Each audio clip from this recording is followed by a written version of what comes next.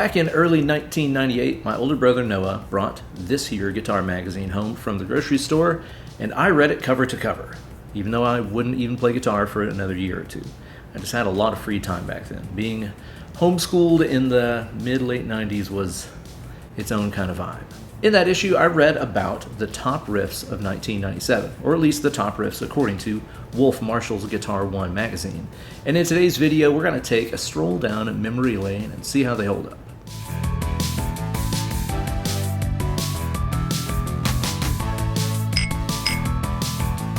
Hey kids, it's your good buddy, Uncle Ben. I started playing guitar around 1999, which means I'm part of the last generation of guitar players to learn how to play without the internet.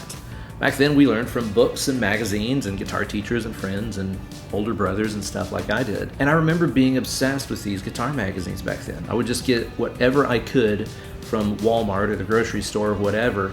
And man, I would read these things cover to cover, just looking for any secret Guitarminati wisdom I could find in them. And I remember doing that with this very issue of Guitar One magazine. One of the things I remember the most about this issue was the top riffs of 1997 list that it had in it, which covered a whole lot of different stuff that I had never heard before. On today's video, we're going to go through this list and check them out and see how they hold up all these years later. But you're going to get even more out of this video if you check out the extended, ad-free cut that's only available on my Patreon page at patreon.com/BenEllerGuitars. It's not a cult, I promise. You see that? Sign up today, even for just $1 a month. You're going to get access to that Bad Larry as well as hundreds of other goodies, including a very special episode of Uncle Ben's Rockin' Chair, where I get all nostalgic and talk about some of the most important guitar magazines that made me. These three in specific right here. It's like a half-hour video, just a fun chat down memory lane talking about these magazines and how much they meant to me. So don't delay, sign up today, even for just $1 a month. I'll see you guys over there at patreon.com/BenEllerGuitars. This list is super diverse, so gear-wise, this is just a good excuse to bust out a whole bunch of different things. I'm going to be playing a lot of my favorite guitars throughout this video through my Synergy Syn 5050 head, using a whole bunch of these different modules that I have, because this thing is a really cool modular amp system where I can load in 2 different modules at a time to get an insane variety of tones. So I'll talk about which modules which as we go through the list. You know what time it is. Let's get into it. The list kicks off with one of my favorites, the title track from Tool's landmark record, Anima, Animal Crackers. I don't know how this is pronounced. Last time I did a video on this, I got in a lot of trouble, and people in the comments are like, it's pronounced Anima, and I'm like, I don't know what that means. I don't know what it means.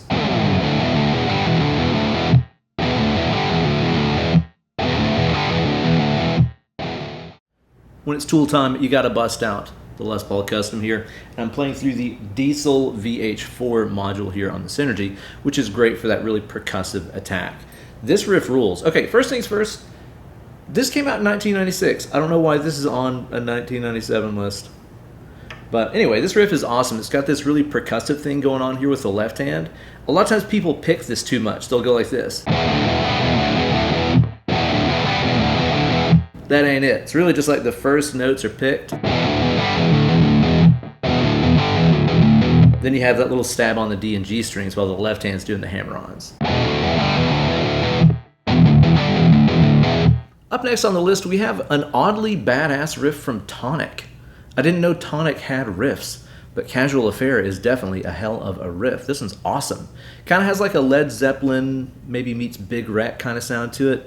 And it's in a really weird tuning. It's in open D major add 9. So it's D-A-D, F-sharp A, like an open D tuning, but then you still have the regular E on top, which sounds out as the German interval, the 9. And on top of that, it's also capoed on fret 4. So that's really weird. So this would be like an open F-sharp major add 9 tuning now. Unusual. Playing my beautiful PRS Hollow Body 2 here into the Marshall JMP module to try to capture some of that rip and tone. The guitar tone and production on this is sick. Be sure to give this one a listen.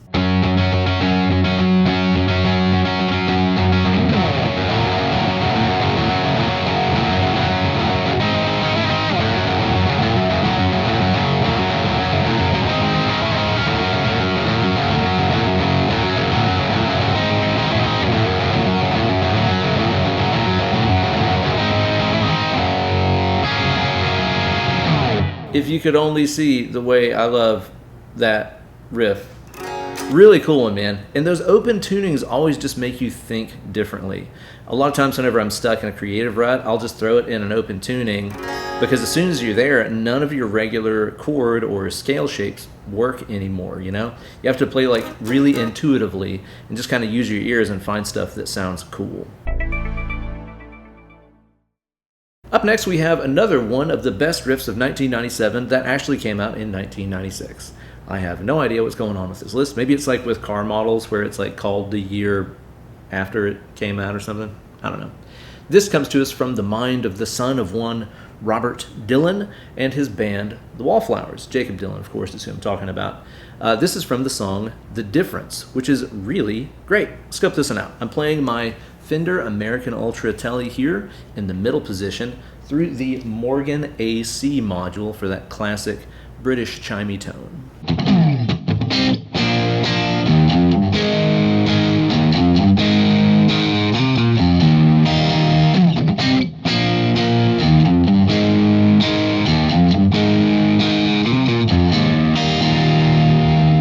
That's a good meat and potatoes rock riff right there on one of my favorite things in the world, a Tele tuned down a half step. That's a secret to a great rock sound. Although the secret of the secret is I'm actually not tuned down a half step. I'm in standard tuning. I'm taking it down a half step using the Boss Poly Shifter pedal, which does a pretty dang good job. Check this out. Here's me without the pedal.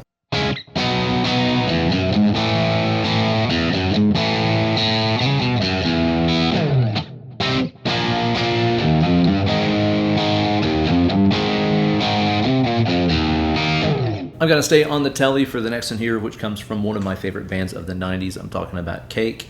They have so many sick, super fun tunes that they just kind of talk their way through. And there's some dope guitar riffs in there, like this one from The Distance. And amp-wise, I'm now on the Friedman DS module, which is their replication of the Dirty Shirley. And I'm here to tell you, she's a dirty woman's. Song about a dirty woman's.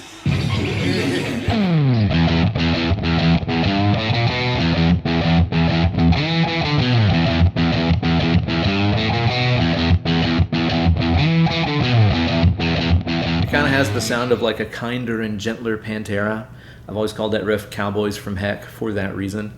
A couple of years ago here on my channel, I made a video about songs other bands should have done, where I kind of reimagined if Pantera would have done The Distance. Here's what it sounded like.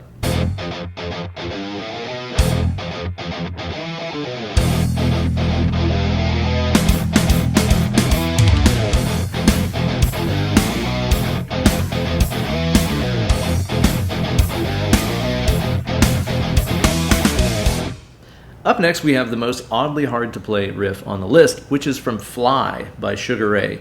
It's kind of a deceptively hard part. In the magazine, they had it transcribed as 2 guitars, but I don't think it is. It sounds like 1 to me. I'm playing my lovely Suhr Classic T Polonia right here, and I've got that going into the B-Man module. This is Synergy's replication of the Fender Bassman circuit. Check this out.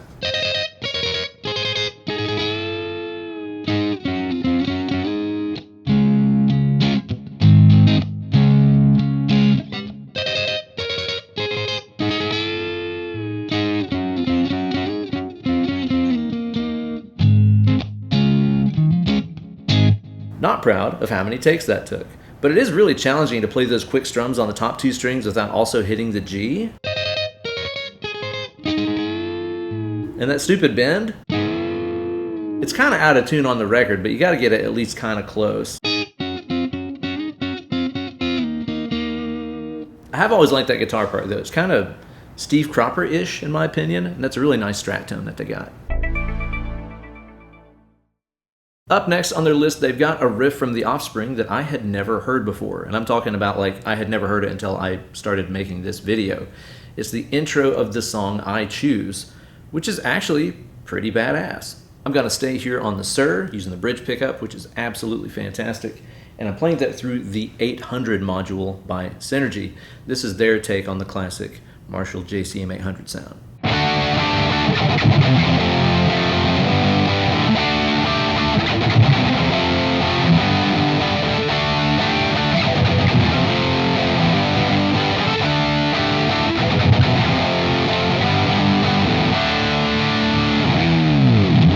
I'll be honest, I'm not a huge Offspring fan, but I do love that riff. It's got a lot of that same DNA as like Unchained by Van Halen, you know, with that D and the D sus there at the intro.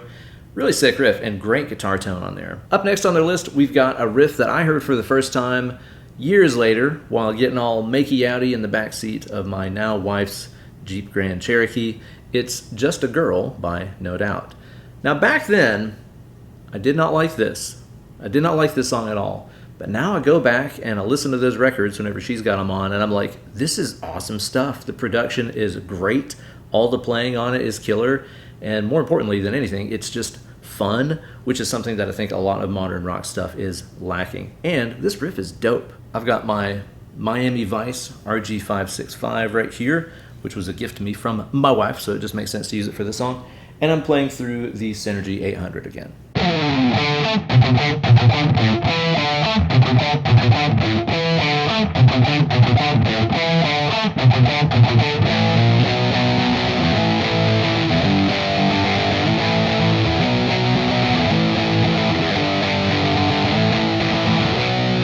Yeah, I just checked the date on this one, and Tragic Kingdom came out in 1995. This list is bullshit. But that is a pretty dope riff, can't lie. Next up on the list is the main riff to a tune I've been playing all the freaking time lately. I'm kind of hooked on it right now. It's by Live. It's called Lakini's Juice? Lakini's Juice? Bikini Juice? I really don't know. But this riff is freaking awesome. That entire album is incredible. Oh my god, the production is insane. Especially those drum tones and the bass tone on this. Oh lord, absolutely amazing. This is another one that's in a weird open tuning, and I'll be playing it here on my Dunable USA Yeti, one of my favorite guitars ever. And I'm playing the B-Man module, which again is that Bassman style module that Synergy made. I understand on the album he used a bunch of really overdriven Fender amps, which has a really unique, kind of grainy tone to it. Really adds a lot to this riff.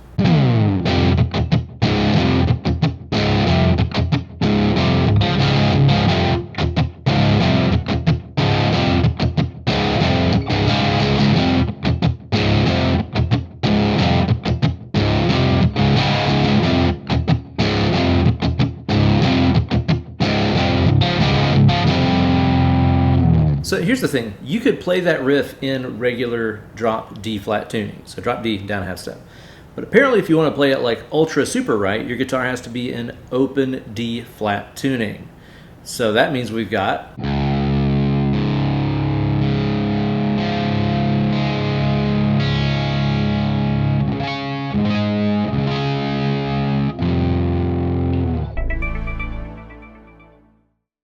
Up next, we got maybe the most fun riff on the list, which is Song 2 by Blur. Super simple power chord thing, and I'm going to be playing my Suhr Modern T right here, which is so freaking gorgeous. And I'm playing the 800 module again with a pretty clean tone. And whenever you hear that raunchy-ass fuzz kick in, that's the new Suhr Thornicus fuzz pedal, which has become like my favorite fuzz pedal of all time. This thing is absolutely disgusting. This riff rules, obviously. I'll leave it to you guys to provide your own woohoos.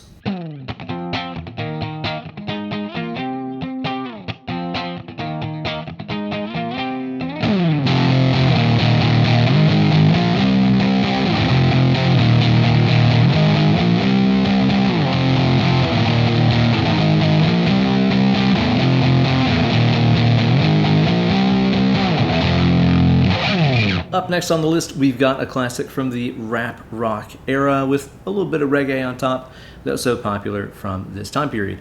It's the first 311 song I ever heard, which is Transistor. I still really like this riff a lot. It's got kind of a sneaky pickup note in it that can throw you off rhythm if you don't know that it's there. And it's got that signature mid-late 90s squishy Mesa dual rec kind of tone. So I'm playing my Les Paul Custom here into the Synergy Direct module, which is their take on the dual rec circuit. It's got that loose low end, the big buzzsaw kind of gain, perfect for this kind of music.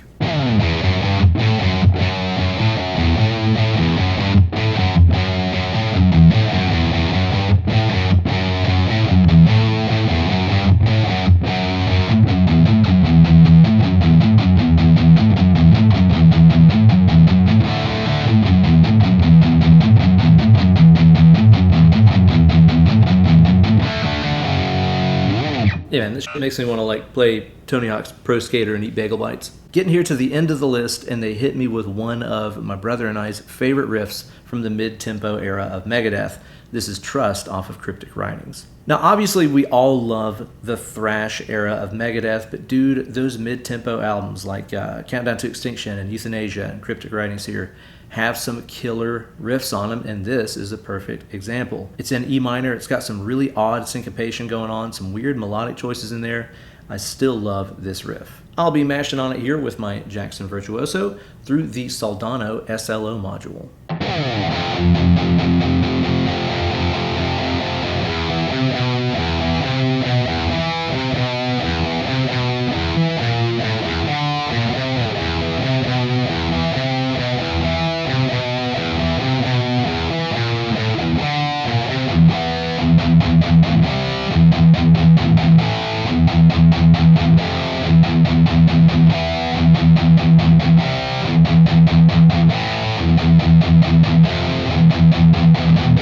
That album's got some riffs, dude. That one rules. She-Wolf is awesome. You've still got Marty Friedman on there, just like shredding balls on all those solos. The production on that record is also killer. Dan Huff did that one, man, from like Giant and all those 90s country albums. Dan is like freaking amazing. Great sounding record with some dope riffs. So we close out the list here by going from Megadeth to the softest riff on the entire list, hence the old flat top here. This is my Gibson J45, which I'll be using to play You Were Meant For Me by Jewel. Nice little fingerstyle riff.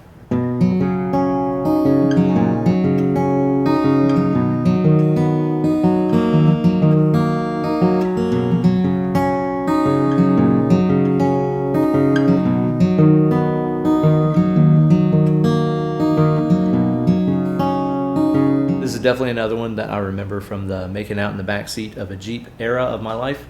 And my girlfriend then, now my wife, she was really into this stuff, and I was really not into it personally. Just a little bit soft, a little mushy. She's talking about her pancakes and syrup and all that stuff in that song, and it was just never really my thing. But you know, the funny thing about it is, like, you look back on this stuff, all these tunes from 1997, some of them that we might have even like disliked at that time. But man, you go back and check this stuff out and you're like, well, they all sound freaking amazing. The performances, the production, all of it sounds like $1 million, probably because it was several $1 million to make this stuff. It was all played by people. It was not written by goddamn fucking piece of shit AI garbage fucking crap shit like fucking dick-sucking goddamn fucking Suno. This was all the product of microphones in front of human beings, and I don't think that we knew how good we had it back then. So there you go, guys, a look at Guitar One's idea of the best riffs of 1997, meaning also 1996 and sometimes also 1995. Let me know in the comment section how you guys think that they did. I think it's a pretty good list, honestly. There's a lot of variety on there. We had a lot of variety on the radio and on MTV and stuff back then, so it only makes sense. I mean, you got stuff from the Wallflowers to 311 to Jewel to Megadeth on there. It's a little bit of everything. I feel like the popular music choices back then were just a little bit more diverse than what we're being offered up now. And this list is a pretty damn good reflection of it. But if you look at other records that came out in 97, it's kind of mind-blowing, dude. Like the diversity, the range of stuff, the range of production styles and guitar playing styles, it's kind of insane. I thought about like adding on a bunch of my favorites from 97, but then I was like, that just needs to be its own video. There for a while I was doing those, best riffs of whatever year it was videos here on my channel. I did like 1984, 85, maybe 86, I can't remember. They're really time consuming to make, but they are a lot of fun. So maybe eventually I'll get to doing my own favorite riffs of 97 video. But in the meantime, let me know what yours are down in the comments. Be sure to check out the extended ad-free cut of this video that's available over on my Patreon page. That's where you're also going to get the Uncle Ben's Rockin' Chair video where I talk about the guitar magazines that made me back in the day. It's a pretty fun little nostalgic video. So sign up today, even for just $1 a month. You're going to get access to all that stuff and hundreds of other goodies. As you go through your week, keep a good thought and be good to somebody out there. Drop somebody a compliment this week. Gas up your buds, Send somebody a random text and just be like, yo, your vibrato's freaking sick. Dude, you write sick riffs. Whatever it is, just drop somebody a random text out of nowhere. pay him a compliment. It's amazing what a difference stuff like that makes to people's lives, so do that for your buds. Bring them up. Now get away from the computer machine, grab that rock guitar, and let's start mashing some rope. Less clicking, more picking.